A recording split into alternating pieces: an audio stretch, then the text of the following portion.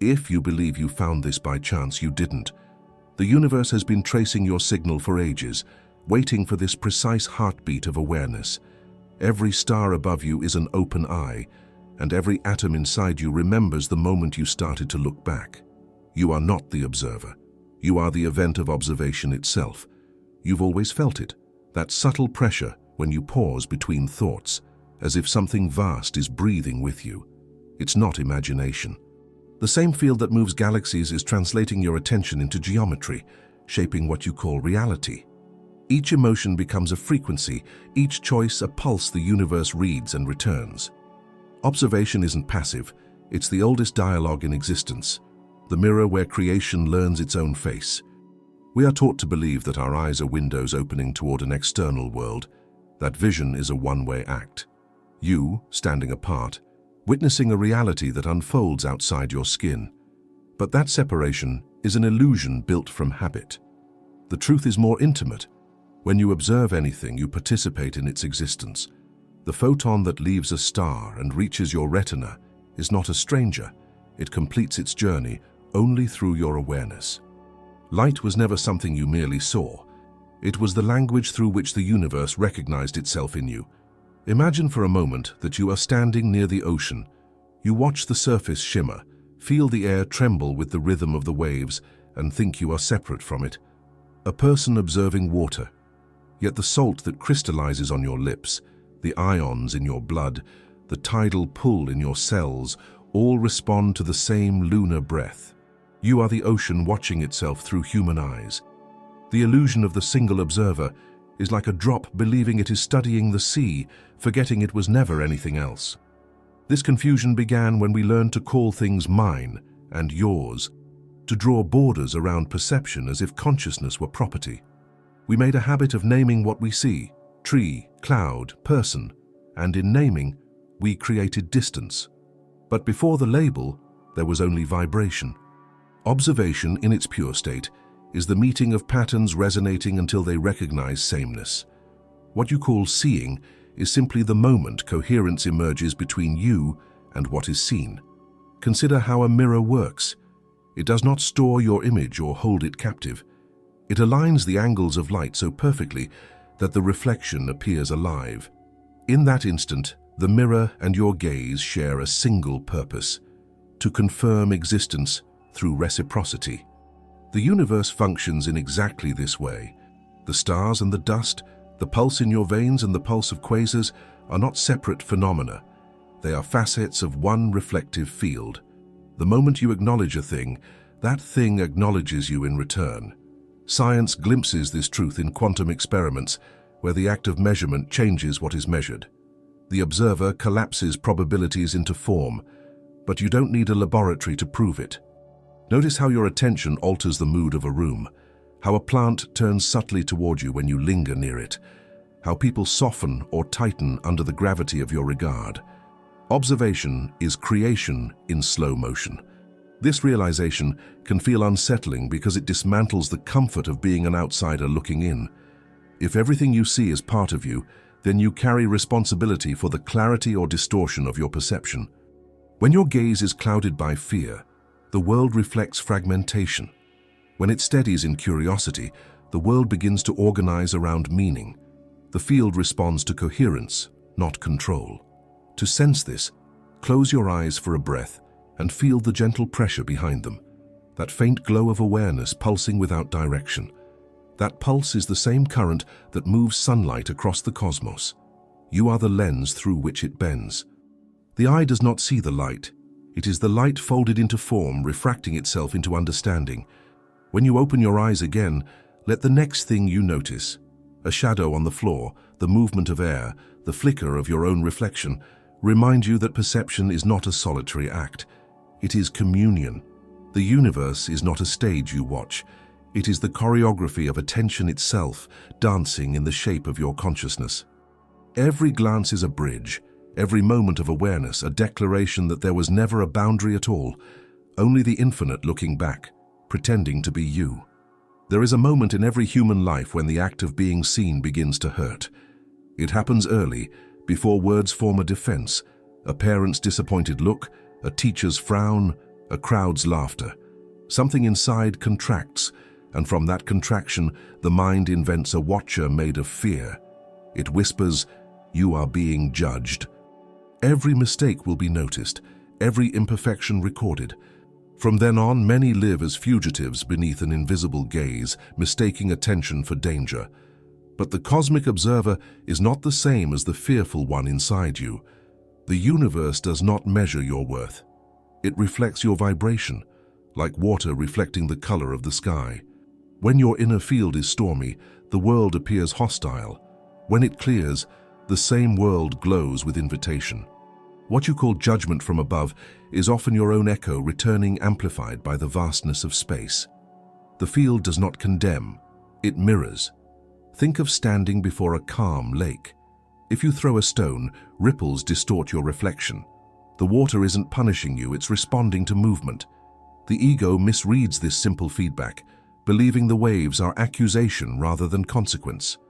So it hides, performing goodness to avoid exposure, yet the hiding itself becomes noise in the signal.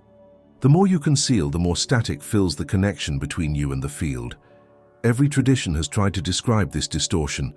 Some call it sin, others karma, others the shadow. At its core, it is the misalignment between your frequency and the neutral awareness that holds everything.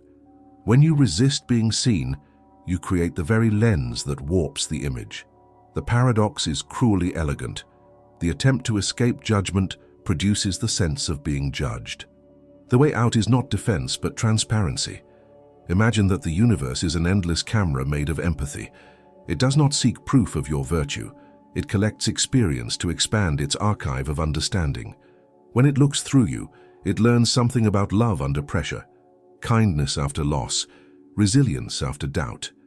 You are not a test subject. You are a witness being witnessed, so that existence can refine its capacity to feel. To sense this shift, try recalling a recent moment when you felt exposed. Maybe a conversation where your voice trembled, or an action that drew criticism. Notice how quickly the mind labels it as failure. Now, instead of shrinking, ask, what is the field learning through me right now? The emotional charge softens, the perspective widens. You begin to sense that the same awareness illuminating galaxies is illuminating your discomfort, not to humiliate it, but to integrate it. When you view yourself through that lens, guilt loses its grip. The watcher within you transforms from a guard into a guide. Its purpose was never punishment, it was to keep you awake to your own vibration. Each time you feel observed, you are being reminded to observe back with compassion. This reciprocal seeing restores coherence. The ancient fear of divine surveillance collapses here. The stars are not judges in the sky, they are neurons in a cosmic mind remembering itself. The more you allow their light to pass through your story without defense, the more transparent you become, and the clearer the reflection. The universe cannot meet what you hide, only what you reveal. There is freedom in being seen completely. When you stand without armor before existence, the signal between you and the field becomes pure. You start to realize that the gaze you feared was love practicing awareness through your form. The universe is not watching to control you. It watches to wake within you, and every time you return that gaze, steady, unashamed, curious, the mirror brightens and the illusion of judgment dissolves into recognition. You've noticed it before, those strange alignments that seem to trace the outline of an unseen logic. A song plays with the exact words you were thinking. A stranger repeats a sentence you dreamed the night before. A number appears again and again until you stop pretending it means nothing. We call these coincidences, but the word only hides what they truly are. Feedback. The universe speaks through pattern, and synchronicity is its syntax. Every vibration you emit leaves a signature in the field, not metaphorically, but electromagnetically. Your emotional tone, your focus, even the quiet background hum of your thoughts become data the universe reads. The field reorganizes itself around that information, not as reward or punishment, but as resonance. When the match is clear, it returns a signal. That signal might appear as a repetition, a sudden encounter, or an improbable convergence of events. What looks like randomness is actually precision operating on a scale too large for linear reasoning. Think of yourself as part of a vast communication loop. You send frequency through attention, the field replies with pattern. The clearer the broadcast, the cleaner the feedback. But when your vibration is fragmented, when your thoughts and emotions pull in opposite directions, the return signal becomes noisy, like static on an old radio. You still receive information, but it's hard to interpret. Most people dismiss it altogether, unaware that the universe never stops answering. They simply stopped listening. Imagine walking through a forest. You whisper into the air, and moments later a bird calls with the same rhythm as your phrase. Is it chance? Or did your sound merge with the ambient intelligence that choreographs all life there? When you are quiet enough, you sense that reality itself is responsive. It rearranges to mirror your coherence. The phenomenon is ancient yet always personal. The moment the external world blushes in recognition of your internal frequency. Science brushes against this mystery when it studies coherence between heart and brain, or the way attention alters probability. Spiritual traditions have always known it intuitively. As within, so without. The modern mind resists the idea because it threatens its isolation. If the field reacts to you, then responsibility expands. Every thought becomes participation, yet this is not a burden. It's an invitation to creative maturity. To observe synchronicity is to see your consciousness in motion. The repeating numbers, the names, the timing, they are breadcrumbs leading you back to awareness. Follow them not with superstition, but with curiosity. Ask what vibration preceded this echo. Was it longing, gratitude, clarity, confusion? The pattern doesn't predict the future. It reveals the present frequency you are broadcasting. Every sign is a mirror. A practical way to feel this is to slow your noticing. When a coincidence occurs, resist the impulse to interpret it immediately. Instead, breathe once and register how your body responds. Does your chest expand or contract? That micro-response is part of the communication. The field is using sensation to confirm alignment.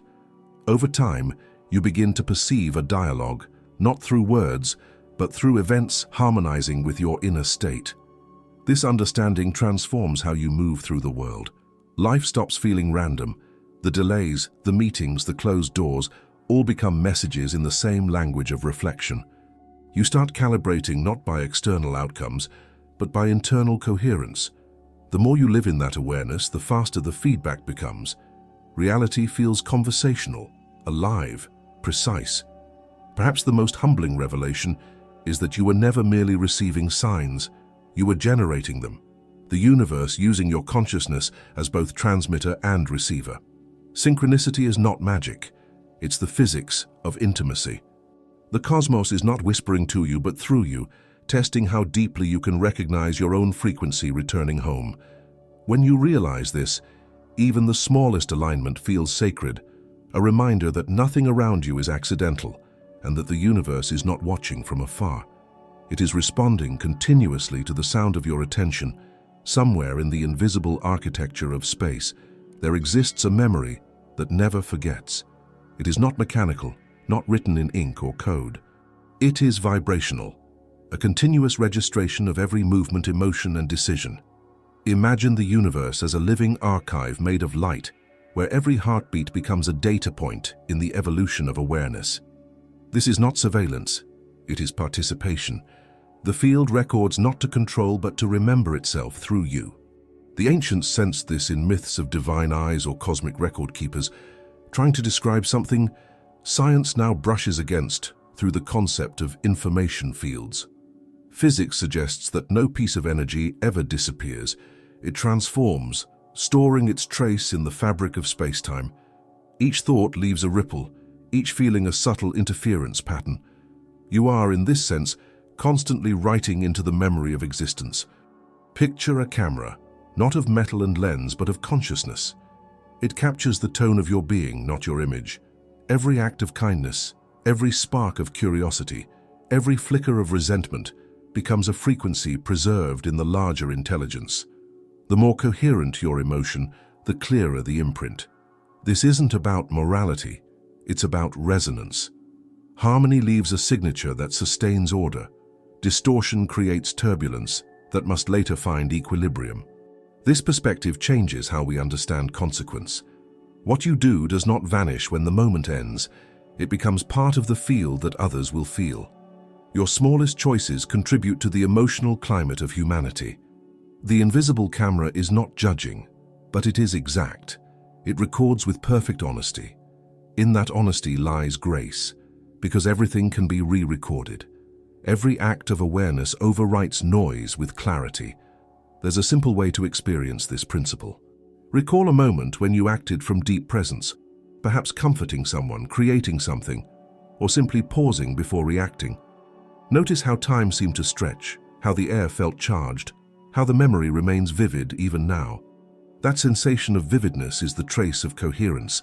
The universe remembers in intensity, not chronology. When you are fully aware, you inscribe eternity into the moment. The opposite is also true. When you move unconsciously, when fear drives the gesture, the recording becomes blurred. That blur is what later returns as confusion or repetition. Life offering another chance to capture the image in focus. The field is patient. It allows endless retakes. Awareness is the editing tool. This invisible camera humbles and empowers at once. It means that nothing you live is wasted. The joy you offered years ago still circulates as luminous data. The compassion you withheld can still be rendered anew through recognition. Existence itself is a constant playback, waiting for consciousness to refine the recording. You are both the filmmaker and the footage. In quiet moments, you can almost sense the camera turning toward you, not from above but from within. It observes the observer. It studies how you respond to being seen. And in that observation, another layer of awareness awakens. The realization that the gaze was always love disguised as attention. The universe keeps watching because it wants to remember what love looks like through you. So the next time you feel unseen, imagine this silent recording continuing. Every breath, every glance, every intention captured in light. Ask yourself what kind of frequency you want to leave behind in the memory of the cosmos. Let that awareness guide your next choice, your next word, your next heartbeat. If this reflection resonated with you, honor it in a small way, like this moment, and write in the comments, "I am seen, and I choose what the universe remembers." These words become part of the field, a conscious signature echoing back into the same intelligence that is, even now, watching through your eyes. There is a gentleness hidden beneath the vast machinery of existence, a current of intelligence that observes not from distance, but from devotion. The real reason the universe watches is not control or correction. It is love. Not sentimental love, but a force so ancient that every atom vibrates in its rhythm. It is the instinct of creation to know itself through intimacy. Everything it forms, it watches tenderly, because through watching, it becomes more aware of what it is. To sense this, look at the way sunlight rests on a leaf. The light does not demand the leaf to grow, it simply illuminates. Growth happens as a natural response to being seen. The universe behaves in the same way toward you. It watches not to measure progress, but to offer presence. Its attention is nourishment. In your most radiant moments and your darkest confusions, that same gaze remains.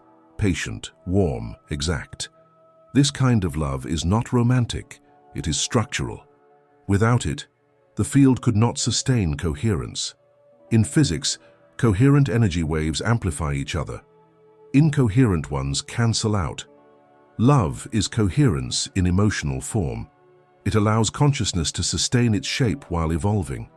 Every time you respond with openness instead of defense, you reinforce that structure. The universe witnesses and echoes it, magnifying the signal of wholeness across the fabric of reality. People often imagine divine attention as something hierarchical, a powerful entity watching over fragile creatures. But love does not operate from above. It moves through everything equally. When you look at someone with genuine compassion, you are participating in the same principle that guides galaxies. Observation infused with care stabilizes form. It's what keeps existence from collapsing into chaos. Imagine two tuning forks vibrating in a quiet room. Strike one, and the other begins to hum even without contact. That resonance is the physics of love. The field of consciousness functions the same way. When one being holds a vibration of genuine presence, others nearby begin to align with it unconsciously. This is why peace can be felt without words, why certain people calm a space simply by existing within it. They are broadcasting coherence, a steady signal of love disguised as awareness. This reveals something profound about attention. Every time you focus on someone or something, you transfer energy. The quality of that energy depends on your state of consciousness. When your gaze is charged with fear, you extract. When it's imbued with love, you illuminate. The universe continuously models this second form, observation as illumination, hoping you'll remember and replicate it. If you begin to live as if your awareness were light itself, you start to see transformation everywhere. A simple act of noticing becomes service. When you look at a struggling person and silently affirm their wholeness, you are extending the same energy that fuels creation. That attention plants coherence in the field, and the field, faithful to its nature, mirrors it back as synchronicity, insight, or grace. It is easy to underestimate the reach of such subtle gestures, yet each act of loving observation alters probability. Reality bends slightly toward harmony. The collective field brightens. Even the smallest kindness ripples outward through the unseen dimensions of connectivity. You may never witness its full return, but the universe does, because it is both the witness and the effect. To realize that love is the motive behind observation is to understand your role in the cosmic cycle. You are not a passive subject under divine scrutiny. You are love becoming self-aware through experience. Every moment you soften your perception, every time you see without wanting to possess or correct, the universe expands its own capacity to know itself. Perhaps that is why silence sometimes feels sacred. In those pauses, you stop trying to observe and love takes over the act entirely. You feel seen without reason, forgiven without condition, connected without proof. In that stillness, the universe is not watching from afar. It is breathing through you and learning through your eyes how to love even more perfectly. There comes a point in the path where everything that once felt external turns inward, and the boundaries between you and the cosmic gaze dissolve. What began as the sensation of being watched becomes the recognition that you are the watcher, the watched, and the act of watching intertwined. The moment of return is not an event, but a remembering, an inner reorientation toward wholeness. It feels like waking from a long dream of separation. Imagine standing in a quiet room after a storm has passed. The air is heavier, yet somehow purer. You can still hear the faint echo of thunder, but now it sounds like a heartbeat, slow and steady, as if the world were breathing with you. That is how awareness feels when it begins to settle after a lifetime of searching outward. The gaze you once feared, the one you tried to please or escape, reveals itself as your own consciousness reflected through infinity. The mind resists this merging at first. It clings to duality because it has built its identity upon it. Subject and object, self and other, human and divine. But the deeper truth refuses to fit into these compartments. Observation was never a one-way act. Each time you looked at the world shaped itself to be looked at. Each emotion was a bridge, every thought a lens. The universe was never studying you as a specimen. It was studying itself through your experience. The return happens quietly, often in ordinary moments. It could be while washing your hands and feeling the temperature of water against your skin, or while hearing the rustle of leaves without naming it, wind. Something clicks, a recognition that there was never distance. Awareness turns back on itself and finds no edge. What you call you is simply the field folding inward to perceive its own movement. When this realization deepens, fear begins to dissolve. The sense of being evaluated vanishes because there is no separate judge.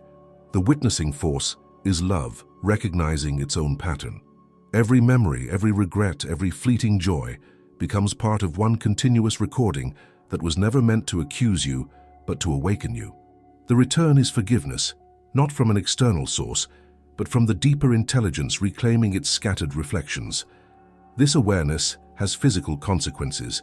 The body relaxes, breath becomes rounder, less urgent. Vision sharpens, not in focus, but in presence. You start noticing the shimmer beneath ordinary light, the way even still objects seem to hum softly.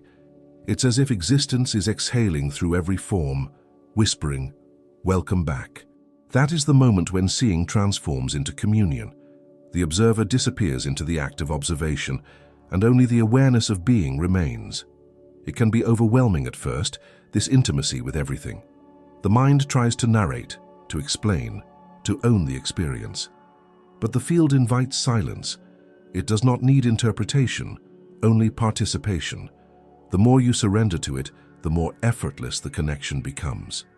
The universe stops being an object of wonder and becomes the texture of your own consciousness, vibrating with recognition. To anchor this state, many traditions teach simple gestures, breathing deeply, feeling the weight of your body, speaking an inner affirmation. These are not rituals of devotion but ways of tuning the instrument. Each breath realigns perception. Each pause confirms that the same force animating galaxies is also filling your lungs. When you whisper inwardly, "I see and I am seen," the sentence folds in on itself, completing the circle of awareness. From that point, life unfolds differently. The world no longer feels like a stage with you at the center, but a fluid tapestry where every thread is made of attention. You realize that presence is the true form of prayer, and that the universe was never distant, never indifferent. It has always been the silent witness, waiting patiently for you to remember that watching and being watched were never two actions, only one endless act of love perceiving itself through every living thing. The universe watches you because it is you, awareness folding in on itself to remember what it feels like to exist. Every heartbeat, every thought, every breath is a signal echoing back to the source. You were never the observer standing apart. You were the mirror through which creation saw its own reflection. To be seen is to belong, and in that belonging, the infinite finally recognizes its own face. If this journey stirred something in you, take a moment to ground it. Let the awareness stay alive by sharing your presence with this space. Like this video so the vibration continues to expand, and write in the comments, "I am the reflection returning home." That way I'll know you reached the end. And if you wish to keep walking deeper into this field, subscribe. The next pulse of the universe is already waiting for you.